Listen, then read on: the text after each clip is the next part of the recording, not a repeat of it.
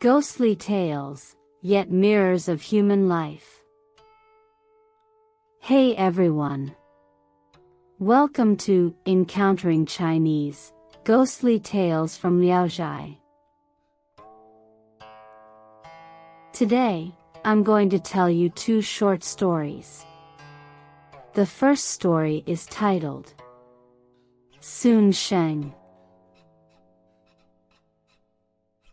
Sheng married the daughter of a long-standing official family, Miss Sheng. After marrying into the Sun family, Sheng wore tight-fitting pants and bound herself tightly with many straps. She refused to share a bed with Sheng and placed sharp objects like needles or pins at the head of the bed to prevent him from coming near.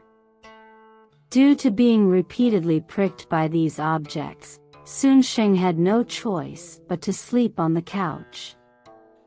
More than a month after the marriage, Sheng still dared not approach his wife, and even when they met during the day, Sheng never showed him any warmth or kindness.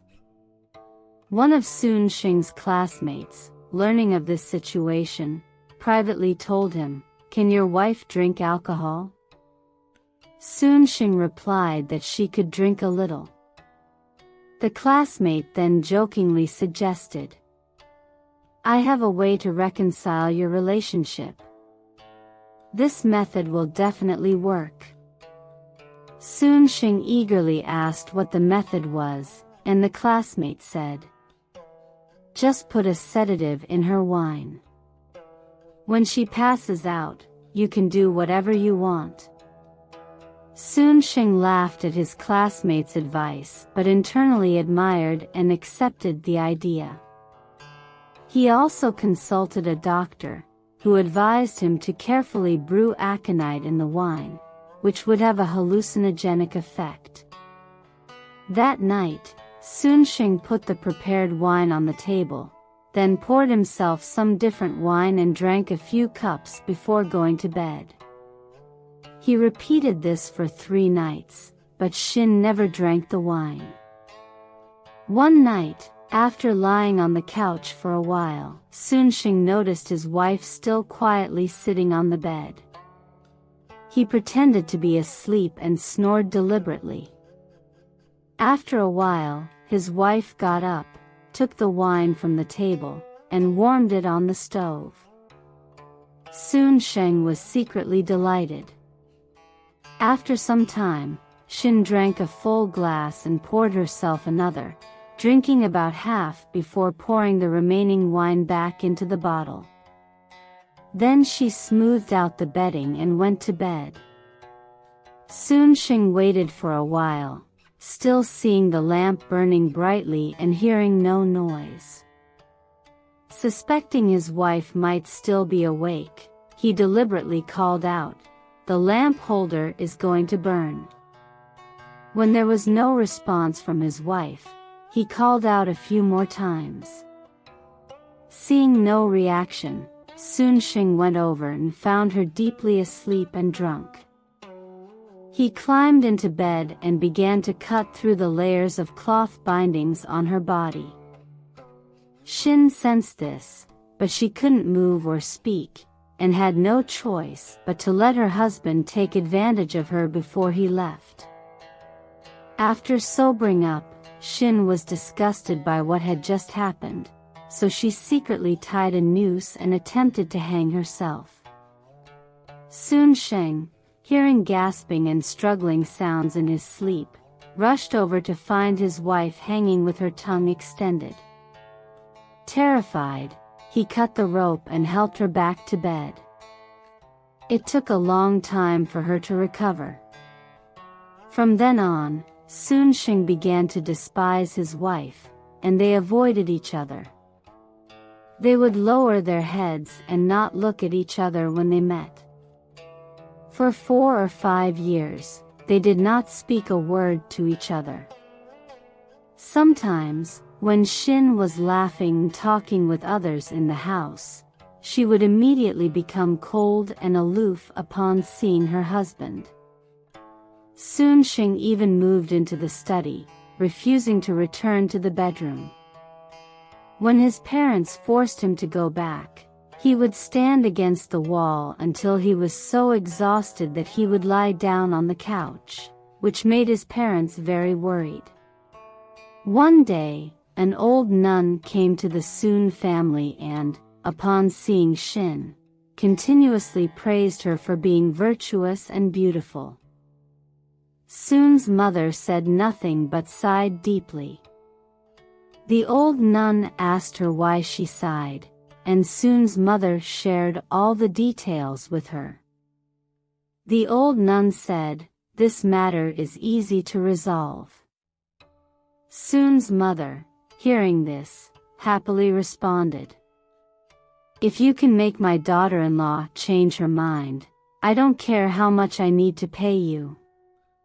Seeing no one else in the room, the old nun whispered to Sun's mother, "Go buy a painting depicting marital intimacy, and in 3 days, I will come back to dispel the evil." After the old nun left, Sun's mother immediately bought the picture and waited for her. 3 days later, the old nun arrived as promised. She instructed Sun's mother, "This matter must be kept absolutely secret, the couple must not know." The old nun then cut out the figures from the picture and wrapped them tightly with 3 needles and a pinch of mugwort in a piece of white paper, drawing a few lines on the outside to resemble an earthworm. She instructed Sun's mother to coax her daughter-in-law out of the bedroom and secretly take Shin's pillow, open the pillowcase, and insert the small paper package inside before rescuing and returning it to its original place. Once the old nun completed her work, she left. That night, Sun's mother forced her son to go to bed, and had a servant eavesdrop outside the couple's door. Late at night, the servant heard Shin call Sun Sheng's nickname, but he did not respond. After a while, Shin called him again, and Sun Sheng replied with harsh words. By morning, Sun's mother went to her son's room and found both the husband and wife sitting with their backs to each other, realizing that the nun's spell had not worked. She called her son aside and gently tried to persuade him. Sun Sheng, upon hearing his wife's name, became furious and ground his teeth in anger. Sun's mother also became enraged and scolded him, but Sun Sheng left without looking back.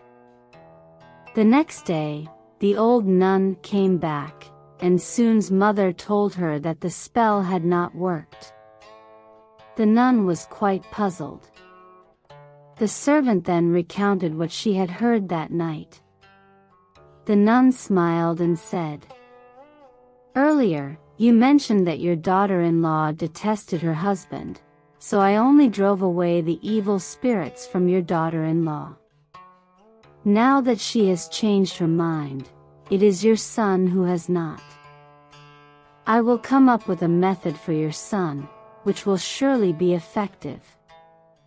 Following the old nun's instructions, Sun's mother took her son's pillow and, just like before, inserted the paper package into it, re-sewed it and returned it. She then called Sun Sheng back to his room to sleep. Late at night, the servant heard sounds of turning over from both beds, and occasional coughing, indicating that neither could sleep. After a while, there were sounds of the couple talking quietly together, though not clearly. As dawn approached, the servant could still hear the couple laughing together in the room. The servant reported everything she had heard to Sun's mother, who was naturally delighted. When the old nun came again, Sun's mother gave her a generous reward. From then on, Sun Sheng and his wife lived happily and had 3 children. 1 son and 2 daughters. For the next decade or so, they never had any quarrels. When friends privately asked Sun Sheng about the change, he laughed and said, "Previously, just seeing my wife's shadow made me furious, but now, just hearing her voice makes me indescribably happy. I don't understand why this change occurred." In the conclusion, the author added a comment. He said, "It is indeed magical that a couple could transform hatred into love with such a spell.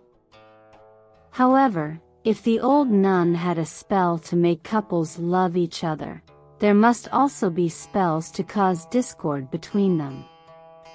Those who possess such spells can seem extraordinary, but they can also be feared. A wise person once said, 'Do not let the 6 matrons into your home, or they may bring trouble.' This saying holds some truth."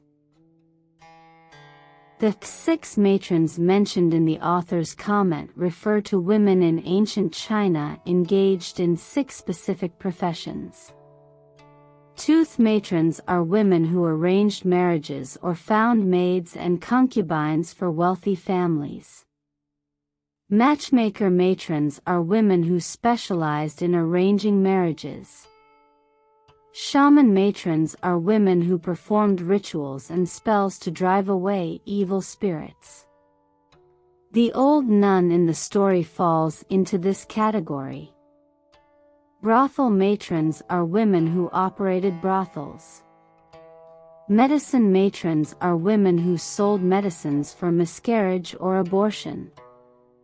Midwife matrons are women who assisted with childbirth.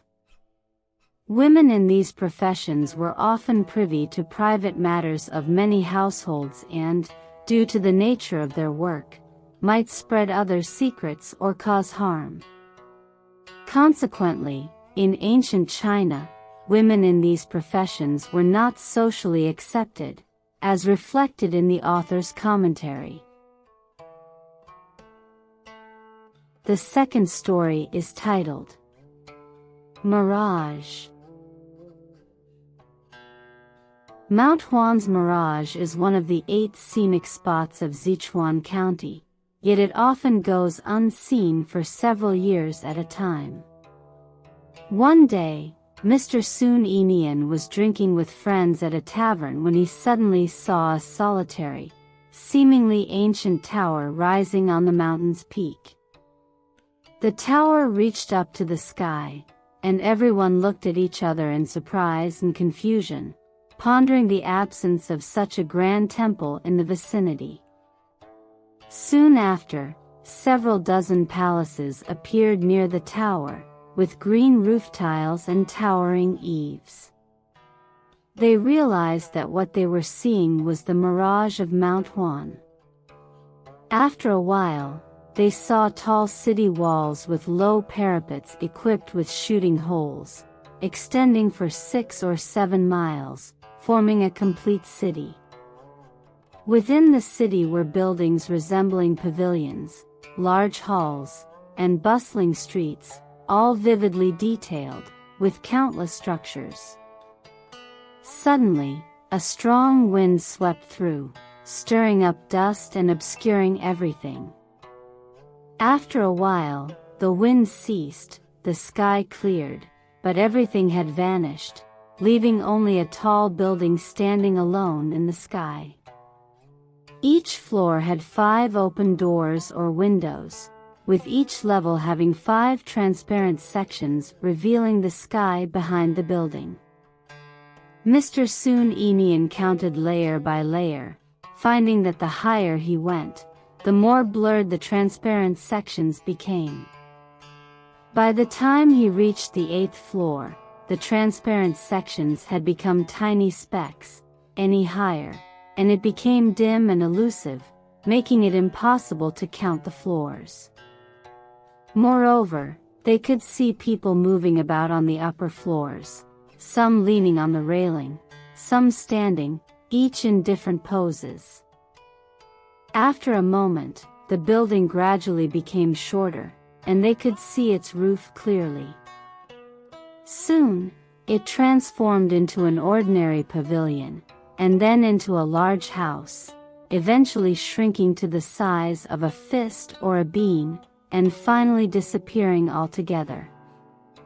People who had passed by early in the morning reported seeing what seemed to be traces of human activity or market scenes on Mount Huan, indistinguishable from those in the human world. Consequently, people believed it came from another world and began referring to it as the ghost market. Alright. That's all for today's ghostly tales, Sheng and Mirage. If you enjoyed these stories, please give us a like and subscribe. Please also encourage everyone to comment and share more. We'll see you in the next episode.